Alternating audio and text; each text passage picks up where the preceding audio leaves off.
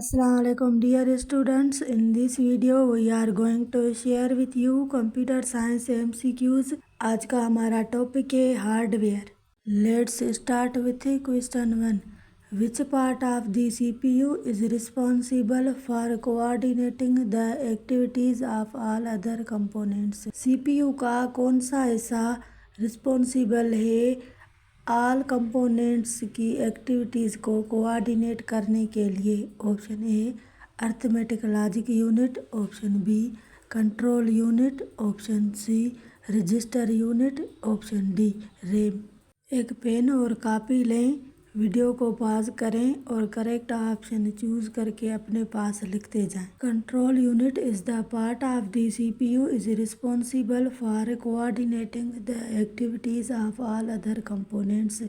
Control unit part है CPU का जो रिस्पॉन्सिबल है ऑल एक्टिविटीज को कोऑर्डिनेट करने के लिए with other components. Right answer B control unit. Question 2.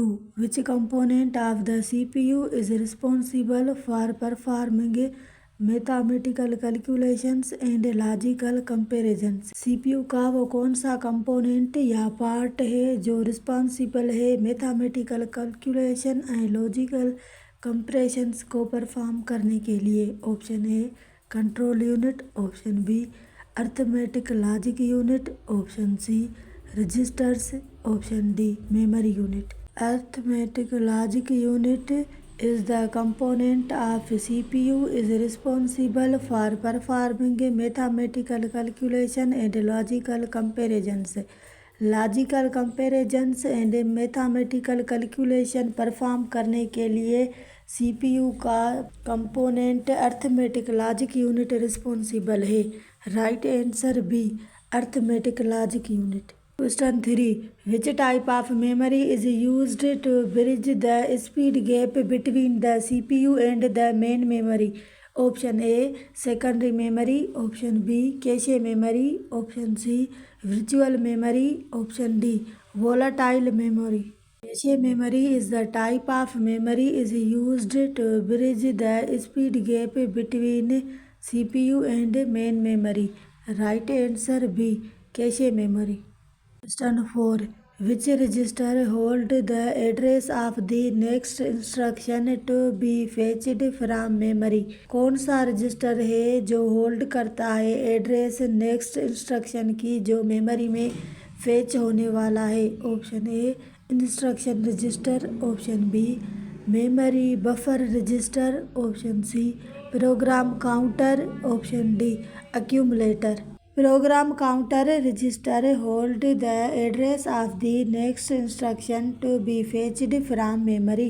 Programme counter hold करता है एड्रेस नेक्स्ट इंस्ट्रक्शन की जो फेच्ड होने वाली है मेमोरी में. Right answer C program counter. Question 5. In computer architecture what does pipelining improve?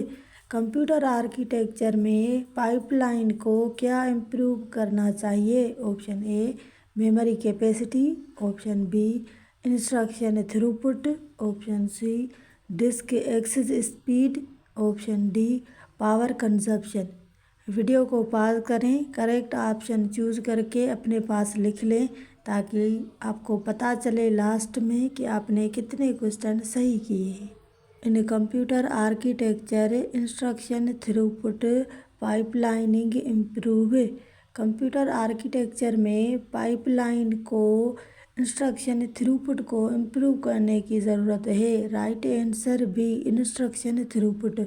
Explanation. Instruction throughput is the number of instructions a processor successfully completes and execute per unit of time. Question 6. A nibble consists of how many bits? Nibble कितने bits पर मुश्तमिल है? Option A 2 bits, option B 4 bits, option C 8 bits, option D 16 bits. Video को pause करें और correct option comment section में बताएं. A nibble consist of 4 bits. Nibble मुश्तमिल है 4 बिट्स पर. Right answer B 4 bits. Question 7. Which of the following is an example of non-volatile rewritable storage medium? कौन सा एग्जाम्पल है non volatile rewritable storage medium का? Option A RAM, option B S RAM, option C D RAM, option D EEP ROM. RAM, S RAM, D RAM ऐं EEP ROM जा full form comment section में ॿुधायो। EEPROM is an example of non-volatile rewritable storage medium. EEPROM stands for Electrically Erasable Programmable Read-Only Memory.